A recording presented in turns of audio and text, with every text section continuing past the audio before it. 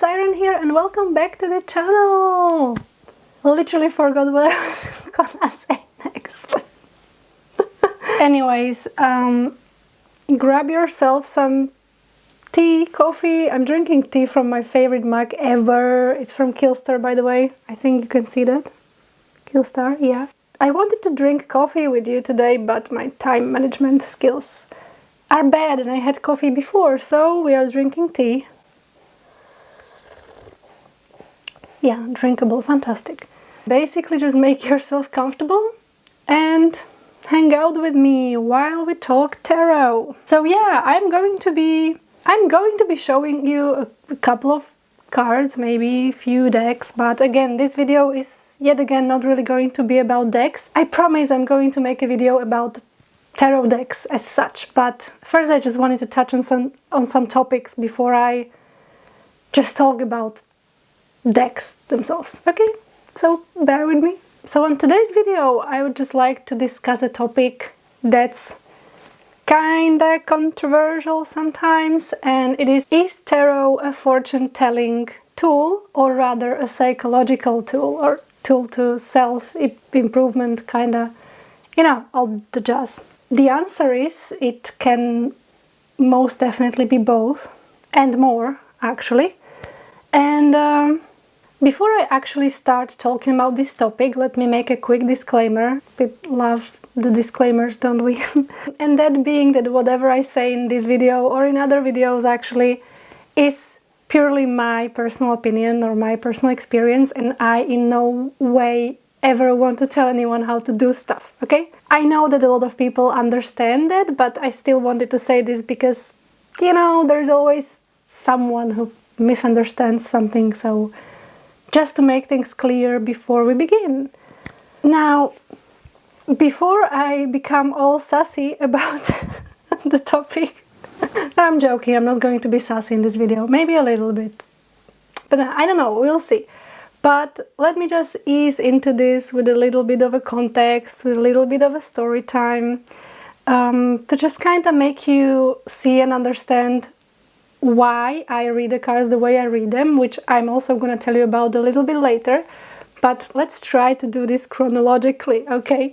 Again, this video is not scripted, I don't know what I'm doing, but let's try to do it this way. So, basically, I have experience reading tarot both of these ways. I have experience with reading tarot as a way of fortune telling or predicting the future, and as a psychological tool. So when I was a kid, I remember that tarot was popular because of the fortune-telling aspect. I remember there was this TV, not a TV show really, but the TV program where there was always this like older lady, you know, in this esoterically looking room, just reading tarot, and people would call there and ask about like what's going to happen with my daughter or what's going to happen in my work, and people would pay a lot of money to calling there, making this person read for them. And I remember the adults in my life saying like, this is so stupid,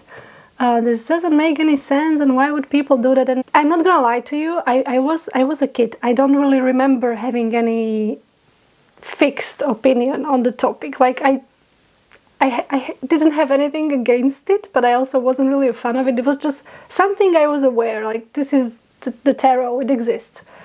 But this was when I was maybe 5 or 6 years old, I don't know.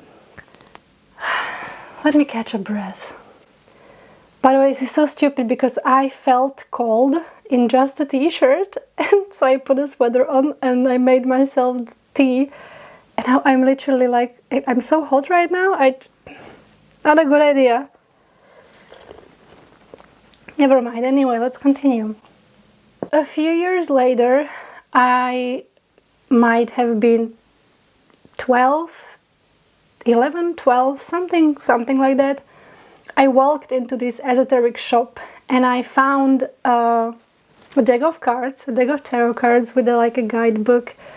And I was like, I don't remember why, but I decided to buy it.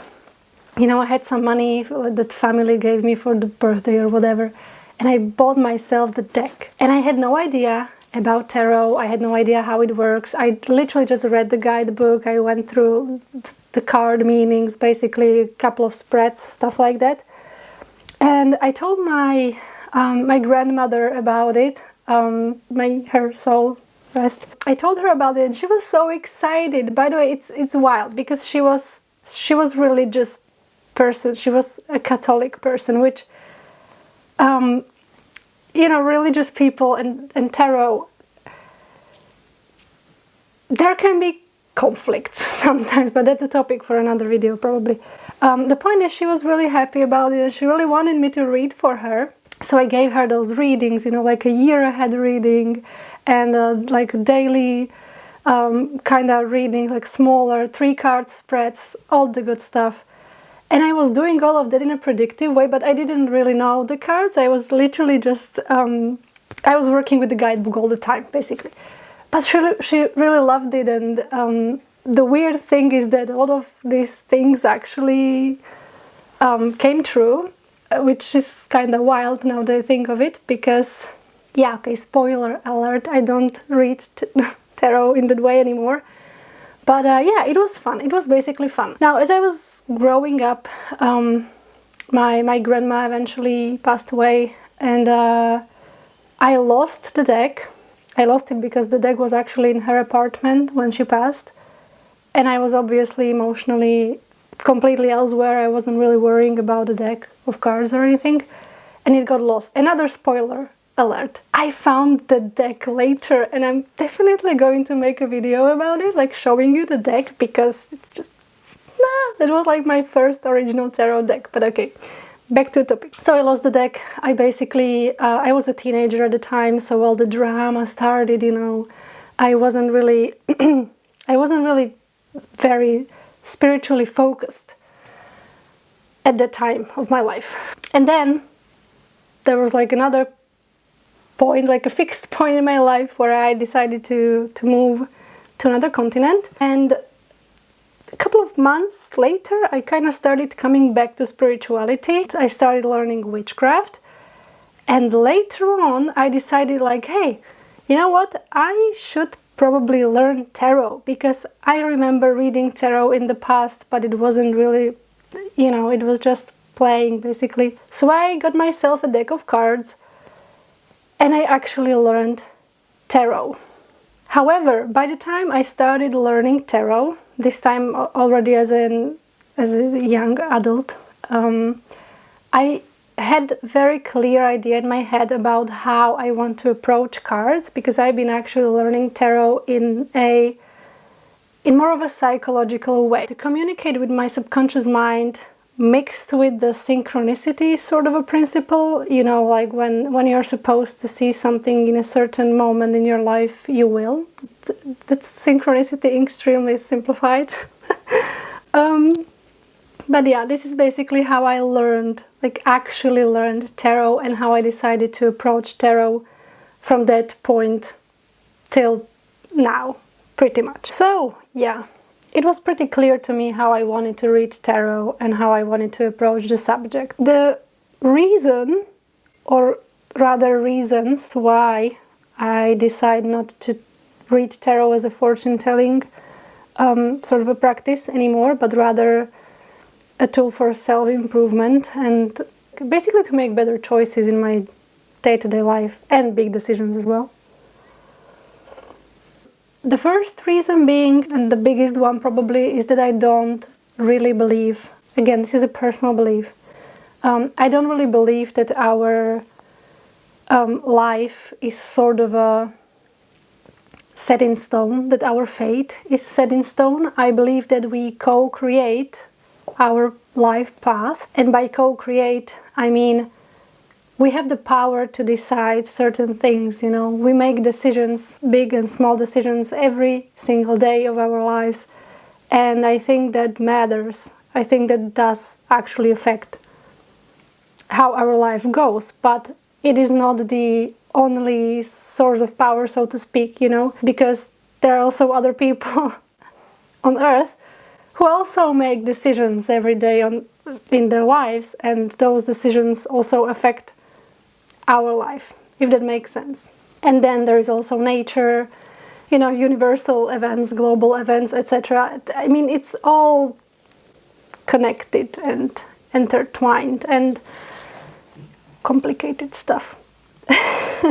But this is basically what I believe. So using tarot to predict future just doesn't work for me anymore. It just doesn't work for me. The second reason would be that I think it's not really a helpful approach because, bear with me here, I see tarot as a tool that is supposed to help you in a way. It's a spiritual tool that is, well, I don't want to like say these phrases as they are facts, but the tarot is a tool that can help you.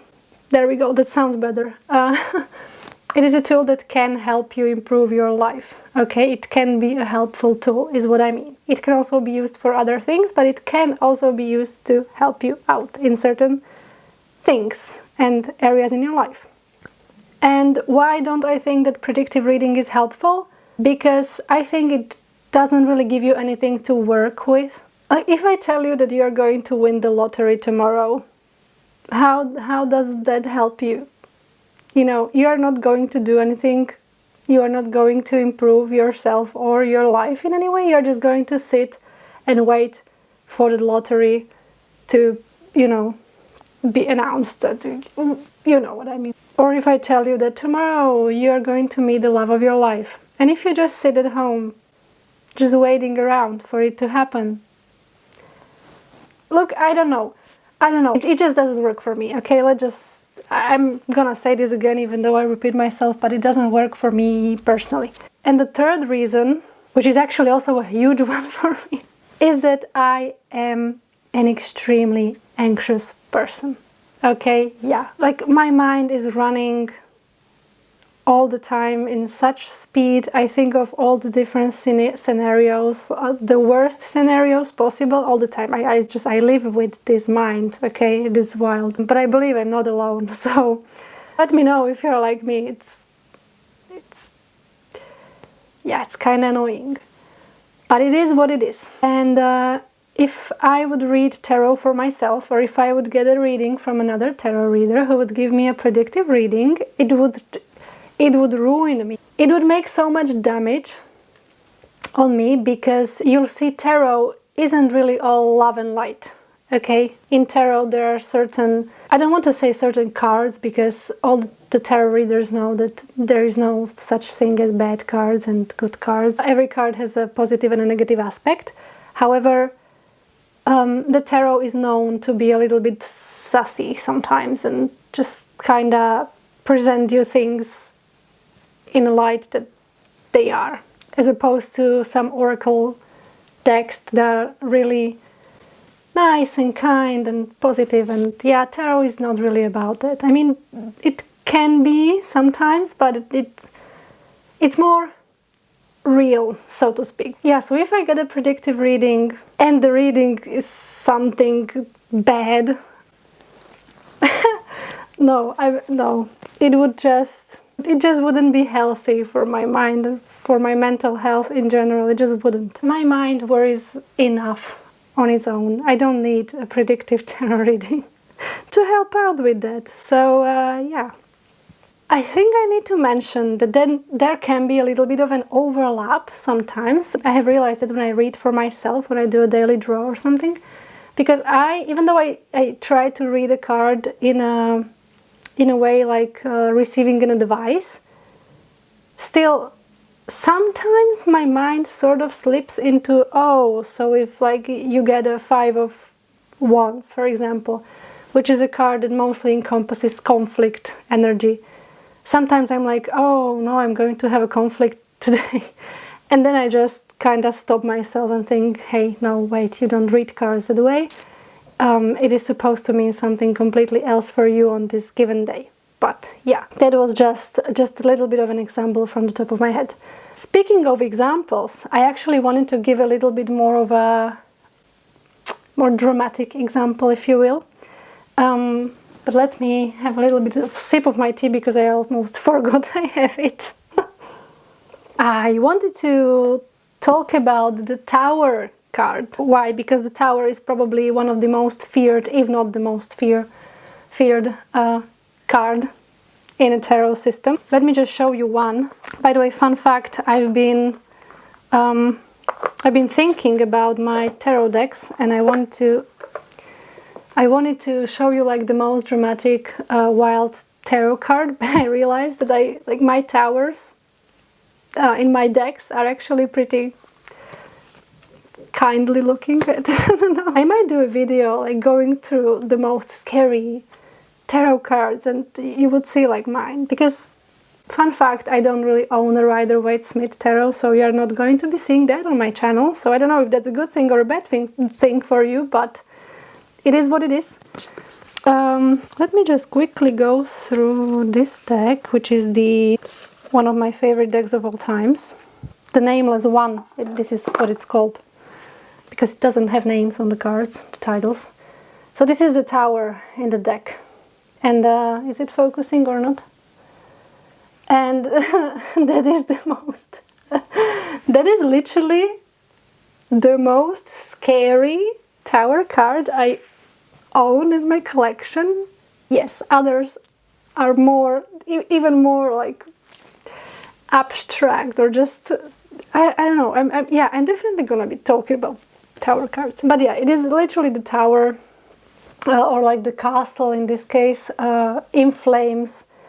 First of all, it is a major arcana, which means big themes, big live events, big changes, big, you know, like really big energy. And the Tower especially is this destructive kind of an energy. It is shaking everything to the ground. It is destroying what doesn't serve you anymore in a really in a really brutal way. Like, it doesn't play games. So let's say I'm having a predictive reading and I got the Tower. I would freak out immediately, because I would immediately think, oh, something horrible is going to happen, or if not something horrible, something really life-changing is going to happen, that is going to feel like a bloody earthquake or something. And you know, it's not comfortable. It's not comfortable at all to be in an earthquake, or, you know. And yes, I have been not in an earthquake as such, but in a mild earthquake, and it wasn't fun. Why am I talking about this? The Tower. You see, the predictive reading, I would be literally out of my mind, scared, worried. I would be making scenarios in my head about what that might possibly mean, what might go so wrong, or what might be so so wildly shaking, you know, and it wouldn't be personally helpful for me. Now, how do I read the Tower card? Let's say I wake up in the morning, I draw a card, and it is the Tower. What does it mean for me? To me, the Tower, in this case, in this scenario, would be a reminder to get rid of everything that doesn't really serve me, that isn't really good for me, even though that getting rid of it means I'm going to probably disturb some otherwise peaceful situations, etc. Why doesn't this scare me? Because I take the meaning of the Tower, in this case, in this way of reading it, as an empowering message. It isn't a device for me. It is for me to embody the Tower. How can I be the Tower today? How can I destroy what needs to be destroyed so I can grow again, so I can build a new foundation for myself again? You see the difference? The instant worry about what's going to happen, where is this Tower going to manifest in my life, versus embodying the energy of the Tower and seeing how can you use that energy in your advantage, so to speak. That would be it for an example. And I actually even have the my other Dear Tarot deck over here, the Santa Muerte Tarot. I just quickly wanted to show you the Tower here. Just a little sneak peek, but it might be fun really going through the towers in the decks. Here she is. So another very scary Tower card. This one is it gives you a lot to work with, because there are so many things going on and everything is like odd. You don't know where is up and where is down, and that's basically also what towers makes you feel. It's like, what's happening? So yeah. Alright, so to kind of wrap this video, that's basically the way I read tarot. I really think that people need as many helpful tools as possible. You know, the life is complicated as it is, and if you can use something in your advantage, as in, you know, if you can grow as a person with using tarot, then I think it's amazing. If you are a fortune-telling reader, again, amazing. If that works for you, I believe a lot of people are still interested in having a little bit of a glimpses into the future. Nothing wrong with that. I think I said so many times in this video that it's just my personal opinion that I personally wouldn't like that, but you do you. I always say that you do you. As long as you're happy, as long as you are not harming anybody, you just do you and you be happy. And yeah, I guess that would be it. I haven't really shown you many decks or cards, but I promise in the next video I'm going to be bringing some more decks, and we can be diving more into the actual decks and cards. So yay, looking forward to it. One last sip of the tea, because of course I forgot I had it here and it's almost full. Alright, so that would be it from me. Stay kind and I'll see you in the next video. Bye bye!